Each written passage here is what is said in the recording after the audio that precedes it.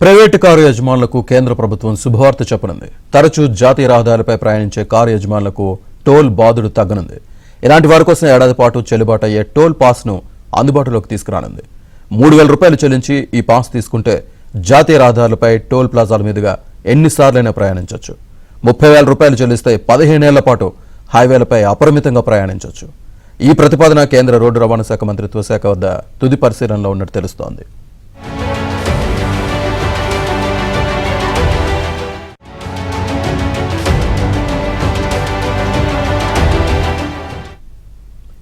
జాతీయ రహదారిపై ప్రయాణించే ప్రైవేటు కారు యజమానుల నుంచి ప్రస్తుతం కిలోమీటర్కు వసూలు చేసే ప్రాథమిక టోల్ ధరను తగ్గించే అంశాన్ని కేంద్ర రోడ్డు రవాణా మంత్రిత్వ శాఖ పరిశీలిస్తోంది. ప్రస్తుతం జాతీయ రహదారులపై స్థానికులు లేదా రోజు ప్రయాణించే వాహనదారులకు ఒక టోల్ ప్లాజాకు మాత్రమే నెలవారీ పాసులు జారీ చేస్తున్నారు.